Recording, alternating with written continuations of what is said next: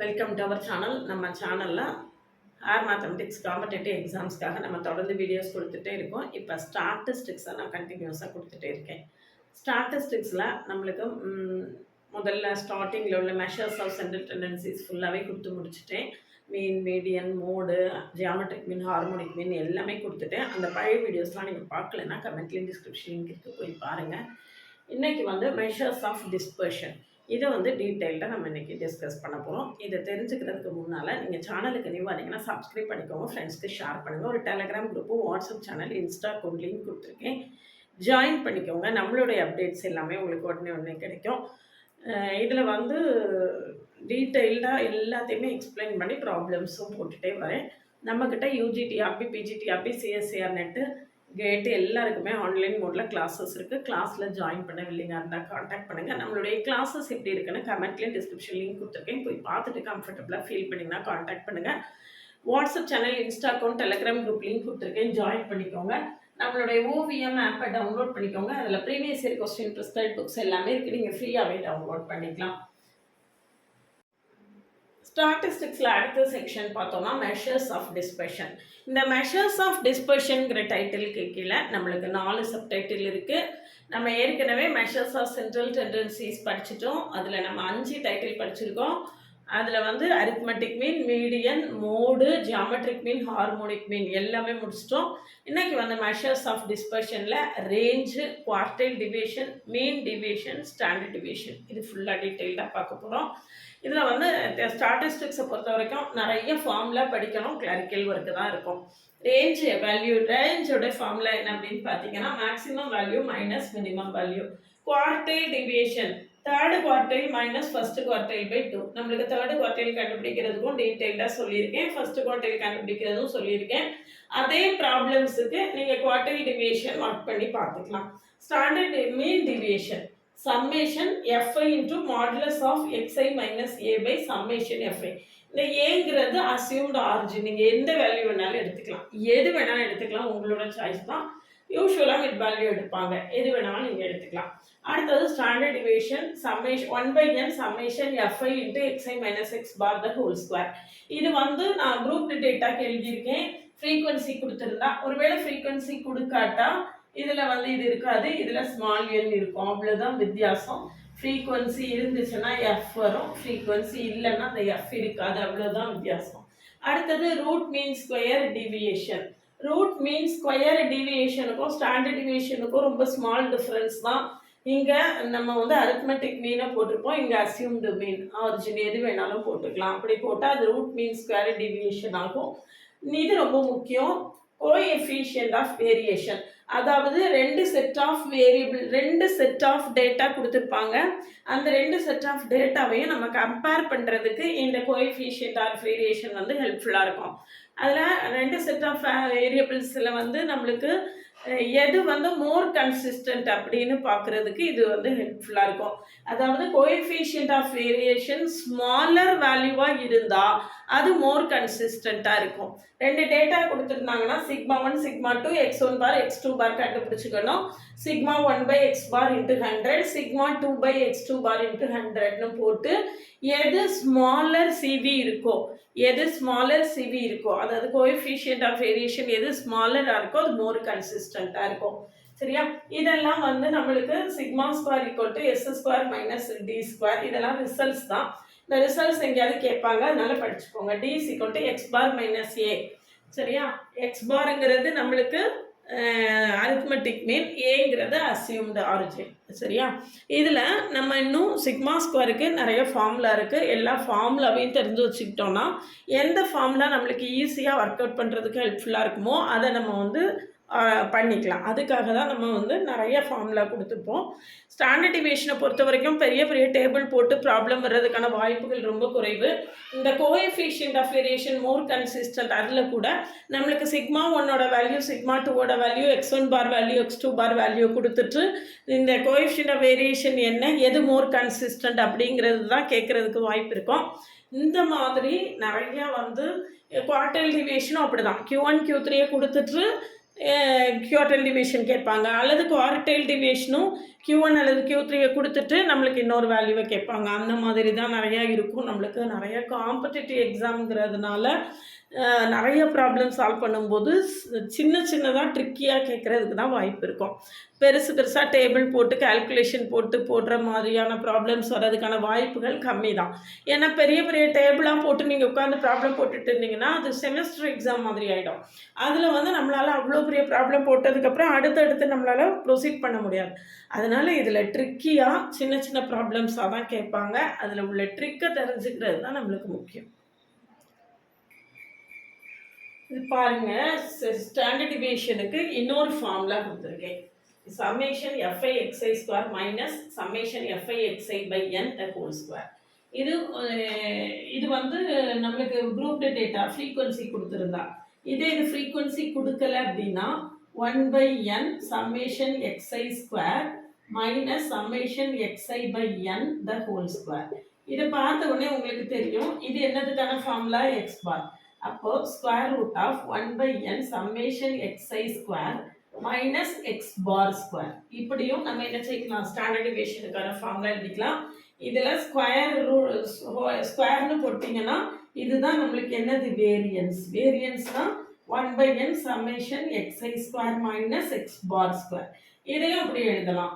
இதையும் நம்ம sigma square equal to summation FI x i square by N 1/n முன்னால் போட்டாலும் சரி by X bar square. X பாருக்கு ஃபார்முலா நம்மளுக்கு தெரியும், summation FI x i by summation F I. Capital என்கிறது சம்மேஷன் எஃப்ஐயை தான் மீன் பண்ணும், சம்மேஷன் எஃப்ஐ தான் மீன் பண்ணும். ஸோ அதனால் இது வந்து தியரி பார்ட்டில் உள்ள ஒரு முக்கியமான கொஸ்டின்ங்கிறதுக்காக கொடுத்துருக்கேன். Standard deviation is independent of origin and depend on scale. ஆரிஜினை மாற்றும் போது நம்மளுக்கு ஸ்டாண்டர்ட் டிவியேஷனில் இண்டிபெண்ட் ஆஃப் ஆரிஜினை மாற்றும் போது நம்மளுக்கு எந்த சேஞ்சும் வராது. சரியா? நம்ம ஆரிஜினை மாற்றி நம்ம எக்ஸ் பார் கண்டுபிடிச்சி பார்த்துருக்கோம் ஏற்கனவே. அதே மாதிரி தான் ஆரிஜினை மாற்றும் போது நம்மளுக்கு எந்த சேஞ்சும் வராது. ஆனால் ஸ்கேலில் மாற்றும் போது வரும். ஸ்கேல் இன்டர்வல் மாறும்போது கட்டாயமாக டிஃப்ரென்ஸ் வரும். சரியா? ஏற்கனவே கம்பைன்டு மீன் படிச்சிருக்கோம். அதே மாதிரி கம்பைன்டு வேரியன்ஸ்க்கு 2 விதமான ஃபார்முலா கொடுத்துருக்கேன். நம்மளுக்கு கொடுத்துருக்கிற டேட்டாவை பொறுத்து எந்த ஃபார்முலாக்கான டேட்டா மேட்ச் ஆகுதோ அதில் அப்ளை பண்ணிக்கலாம். இதில் D1ங்கிறது x1 bar minus A1, D2ங்கிறது x2 bar minus A2 இருக்கும். அதை நீங்கள் இது பண்ணி வச்சுக்கோங்க. இதில் டேட்டாவில் நம்மளுக்கு கொடுத்துருக்கக்கூடிய டேட்டாவில் sigma 1 sigma 2 x1 bar x2 பார் கொடுத்துருந்தாங்கன்னா இந்த ஃபார்முலா போடணும். சிக்மா 1 D1 சிக்மா 2 D2 கொடுத்துருந்தாங்கன்னா இந்த ஃபார்முலாவை போட்டுக்கணும். அதுதான் அங்கே மேட்டர், மற்றபடி ஒன்றுமே இல்லை. சரிதானா? இதில் டிஸ்கிரீட் டேட்டாவா குரூப் டேட்டாவாங்கிறத பார்த்துக்கணும். பார்த்துட்டு நம்ம ஃபார்முலா எழுதி ப்ராப்ளம் போட வேண்டியதான்.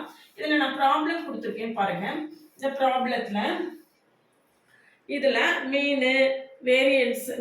மீன் டிவியேஷன் வேரியன்ஸ் எல்லாத்தையுமே நம்ம கண்டுபிடிச்சு பார்க்கலாம். சரிதானா? Mean X bar is equal to summation x i by N, summation x i by N. சரியா? போட்டுக்கோங்க. போட்டு என்ன வருதுன்னு சொல்கிறேன், ஆன்சர் வேணால் சொல்கிறேன், குறிச்சு வச்சுக்கோங்க, ட்ரை பண்ணி பார்க்கலாம். ஆன்சர் வந்து 33 வருது. 330/10 33 ஆன்சர் வருது. அடுத்தது ரேஞ்சு நம்மளுக்கு வேல்யூ என்னது, maximum value minus minimum value. அதில் மேக்ஸிமம் வேல்யூ என்ன இருக்குன்னு பாருங்க, 48 இருக்கு. மினிமம் வேல்யூ என்ன இருக்குன்னு பாருங்க, 20 இருக்கு. அப்போ ரேஞ்ச் என்னது 28. சரியா? அடுத்தது நம்ம ஸ்டாண்டர்ட் டிவியேஷனுக்கு அல்லது வேரியன்ஸ் எது கண்டுபிடிச்சாலும் சரி, variance sigma square equal to 1/n summation x i square minus X bar square. இல்லையா? அப்போ நம்ம முதல்ல என்ன செய்யணும், எக்ஸ் வேல்யூஸ் இப்படி எழுதிக்கோங்க. 20, 22, 27, 30, 40, 48, 45, 32, 31, 35. அசியூம்டு மீன் வச்சு போட்டாலும் சரி, அசியூம்டு மீன் வச்சு போட்டிங்கன்னா 1 2 3 4 5 40 எடுத்துக்கலாம், அல்லது 48 எடுத்துக்கலாம். எப்படி வேணாலும் எடுத்துக்கோங்க. எக்ஸ்ஐ மைனஸ் ஏ போடுங்க. சரியா? நம்ம மீன் கண்டுபிடிச்சு காட்டியிருக்கோம் ஏற்கனவே. அது தெரியலன்னா அதை போய் பாருங்க, பார்த்துட்டு பிறகு போடுங்க. மீனை கண்டுபிடிச்சிக்கோங்க. இல்லைன்னா இந்த இருக்கு மீன், இதுவே கண்டுபிடிக்கவே வேண்டாம். நம்ம தான் மீன் ஏற்கனவே கண்டுபிடிச்சிட்டோம். அப்போ எக்ஸ்ஐ ஸ்கொயர் மட்டும் போட்டால் போதும். சம்மேஷன் எக்ஸ்ஐ ஸ்கொயர் இதுக்கு ஸ்கொயர் போடுங்க. இதுக்கு ஸ்கொயர் ஃபுல்லாக போட்டுக்கோங்க. போட்டிங்கன்னா இதில் என்ன டோட்டல் வருதுன்னு பார்த்துக்கோங்க. என்ன டோட்டல் வருதுன்னு வேணா சொல்கிறேன், எழுதிக்கோங்க. 11652 வருது. 1/10 into 11652 minus 33 ஸ்கொயர். சரியா? ஆன்சர் என்ன வருது அப்படின்னா 8.73 வருது. செக் பண்ணி பார்த்துக்கோங்க. 8.73 வருது. செக் பண்ணிக்கோங்க. அடுத்தது மீன் டீவியேஷன் கண்டுபிடிக்கணும். மீன் டீவியேஷன் கண்டுபிடிக்கிறதுக்கு நம்ம வந்து ஃபார்முலா என்னன்னு பார்த்துக்கோங்க. ஃபார்முலா என்ன அப்படின்னா மீன் டீவியேஷனுக்கு formula 1/n summation xi minus x bar modulus of summation xi minus x bar. ஏன்னா நம்மளுக்கு இங்க வந்து இது வேல்யூ இல்லை, நம்மளுக்கு வந்து f வேல்யூ கொடுக்கல. f வேல்யூ கொடுக்கலன்னா modulus of xi minus x bar, modulus of xi minus x bar, modulus of xi minus x bar கண்டுபிடிச்சுக்கோங்க. இங்க xi minus 33 போடுங்க. 33 போட்டிங்கன்னா minus 13 etc etc வரும். என்ன வேல்யூ வருதுன்னு பார்த்துக்கோங்க. அதனுடைய பாசிட்டிவ் வேல்யூ எடுத்து எழுதிக்கோங்க. அது வந்து எவ்வளோ வருதுன்னா 72 வருது. அப்போ 72/10 ஈக்குவல் டு 7.2 வருது. செக் பண்ணிக்கோங்க. கிளரிக்கல் ஒர்க்கெல்லாம் நீங்கள் தான் போட்டுக்கணும். சரியா? 72. சரி, இதுக்கு அடுத்தது சிவி. சிவினா coefficient of variation. CV is equal to sigma by X bar into 100. Sigma by X bar into 100. சரியா? Sigma by X bar, sigma square வந்து 8.73 வருது. சிக்மா ஸ்கொயர் இல்லை, சிக்மா தான் 8.73 வருது. சிக்மா ஸ்கொயர் வந்து சிக்மா தான் 8.73. சாரி, ஸ்கொயர் ரூட் எடுத்த பிறகு 8.73 வரும். அப்போ 8.73/33 இன்ட்டு 100. சிவி வேல்யூ என்னன்னு சொல்கிறேன், செக் பண்ணி பார்த்துக்கோங்க. 26.45. 26.45 இதுதான் என்னது நம்மளுடைய கால்குலஸ் ஆஃப் சிவி. சரியா? இதில் சிக்மா 1/x பார், சிக்மா 2/x2 பார் அப்படி ரெண்டு கொடுத்துருந்ததுன்னா ரெண்டுத்துக்கும் நம்ம சிவி கண்டுபிடிச்சு எதுக்கு ஸ்மாலர் சிவி வருதோ அதுதான் மோர் கன்சிஸ்டன்ட் அப்படின்னு நம்ம என்ன செய்யலாம், கன்க்ளூட் பண்ணலாம். இதில் வந்து நான் வந்து உங்களுக்கு என்ன செய்யலை, குரூப்டு டேட்டாவே சொல்லலை. குரூப்டு டேட்டா வந்து நம்மளுக்கு அந்த அளவுக்கு கேட்பாங்க அப்படின்னு சொல்ல முடியாது. ஏன்னா குரூப்டு டேட்டா கொடுத்தா நம்மளுக்கு இந்த கிளரிக்கல் ஒர்க்கு ரொம்ப ரொம்ப லார்ஜ் ஆகிடும். அதனால அன்குரூப்டு டேட்டா, இந்த டிஸ்கிரீட் டேட்டா கேட்குறதுக்கு தான் சான்ஸ் இருக்குது. இருந்தாலும் நீங்கள் வந்து இதில் குரூப்டு டேட்டாவுக்கு நீங்கள் இதை கண்டுபிடிக்கணும் அப்படின்னு நினச்சிங்கன்னா கண்டுபிடிச்சி பார்த்துக்கலாம். ஏற்கனவே நம்ம அரித்மெட்டிக் மீன் கண்டுபிடிக்கிறதுக்கு ஒரு டேபிள் கொடுத்துருக்கோம். அரித்மெட்டிக் மீன், மீடியன், மோட் எல்லாமே ஒரே டேபிளை வச்சு தான் நம்ம கண்டுபிடிச்சிருக்கோம். அதே டேபிளுக்கு நீங்கள் என்ன செய்யலாம், sigmas equal to √1/n summation fi xi square minus summation fi xi/n the whole square. இதில் நீங்கள் மீன் கண்டுபிடிச்சிருந்தீங்கன்னா அந்த மீனோட வேல்யூவை கூட போட்டுக்கலாம். மீன் கண்டுபிடிச்சிங்கன்னா மீனோட வேல்யூவை ஏற்கனவே கண்டுபிடிச்சி வச்சுருந்தீங்கன்னா அதையே போட்டுக்கலாம். அப்போ நீங்கள் புதுசாக டேபிளில் என்ன போட வேண்டியிருக்கும் அப்படின்னா xi இருக்கும், xi ஸ்கொயர் போடணும், அடுத்தது fi xi ஸ்கொயர் போடணும், அதுக்கப்புறம் அதனுடைய டோட்டல். அதை கொண்டு இங்கே சப்ஸ்டியூட் பண்ணிங்கன்னா உங்களுக்கு சிக்மாவோட வேல்யூ கிடச்சிரும். சரியா? அப்போ sigma by X bar into 100 CV என்ன வருதுன்னு நம்ம என்ன செய்துக்கலாம், பார்த்துக்கலாம். சரியா? ரொம்ப சிம்பிளாக நம்ம இதை ஒர்க் பண்ணிடலாம். ஏற்கனவே கொடுத்த குரூப்டு டேட்டா ப்ராப்ளம் உங்கள் கையில் இருக்குது, அதை வச்சு வேணாம் இதில் வந்து குரூப்டு டேட்டாவுக்கு நீங்கள் ஒர்க் பண்ணி பார்க்கலாம். என்ன range, quartile division, mean division எல்லாத்தையுமே ரொம்ப ஷார்ட்டாக நம்ம ஈஸியாக சால்வ் பண்ணிட்டோம். இதில் நிறைய ரிசல்ட்ஸும் கொடுத்துருக்கேன். இதில் நிறைய தியரி பார்ட்டும் வரும். ஏன்னா ப்ராப்ளம்ஸ் ரொம்ப பெரிய பெரிய ப்ராப்ளம்ஸாக இருக்கும்போது தியரி பார்ட் நிறைய கேட்குறதுக்கு வாய்ப்பு இருக்குது. அதனால் ஸ்டாட்டிஸ்டிக்ஸை பொறுத்த வரைக்கும் தியரியும் படிச்சுக்கணும். ஸ்டாட்டிஸ்டிக்ஸை பொறுத்த வரைக்கும் எல்லா காம்படிட்டிவ் எக்ஸாம்ஸ்க்குமே ஸ்டாட்டிஸ்டிக்ஸ் வந்து கட்டாயமாக இருக்கும். அதை வந்து நம்மளால் ஸ்கிப் பண்ணவே முடியாது. அதனால் நம்ம வந்து ஸ்டாட்டிஸ்டிக்ஸை வந்து எல்லா எக்ஸாமுக்கும் தேவைப்படும். அப்படிங்கிறதுனால நம்ம அதை கம்ப்ளீட்டாக தரவாக தெரிஞ்சுக்கணும். அதுக்கு நம்ம தொடர்ந்து ஸ்டாட்டிஸ்டிக்ஸ் விஷயமா நோட்ஸ் கொடுத்துட்டே இருக்கோம். தொடர்ந்து பார்த்தீங்கன்னா உங்களுக்கு அது ஃபுல்லாகவே ஹெல்ப்ஃபுல்லாக இருக்கும். டிஎன்பிஎஸ்சி கம்பைன்டு டெக்னிக்கல் சர்வீசஸ் எக்ஸாமுக்கு கூட இது வந்து யூஸ் ஆகும். சேனலுக்கு நியூவாக இருந்தீங்கன்னா சப்ஸ்கிரைப் பண்ணிக்கோங்க, ஃப்ரெண்ட்ஸ்க்கு ஷேர் பண்ணுங்கள். ஒரு Telegram group, WhatsApp channel, Insta account link கொடுத்துருக்கேன், ஜாயின் பண்ணிக்கோங்க. நம்மளுடைய ஆன்லைன் பேட்சில் ஜாயின் பண்ணவில்லைங்கன்னா காண்டாக்ட் பண்ணுங்கள். கிளாஸஸ் எப்படி இருக்குன்னா கமெண்ட்லேயே டிஸ்கிரிப்ஷன் லிங்க் கொடுத்துருக்கேன், பார்த்துட்டு கம்ஃபர்டபுளாக ஃபீல் பண்ணிங்கன்னா காண்டாக்ட் பண்ணுங்கள். பிளேலிஸ்ட்டு ஷார்ட்ஸ் எல்லாத்தையும் பாருங்கள், அதுக்கு பிறகு காண்டாக்ட் பண்ணுங்கள். ஓவிஎம் ஆப்பை டவுன்லோட் பண்ணிக்கோங்க. அதில் previous year question prescribe book எல்லாமே இருக்குது, நீங்கள் ஃப்ரீயாக டவுன்லோட் பண்ணிக்கலாம்.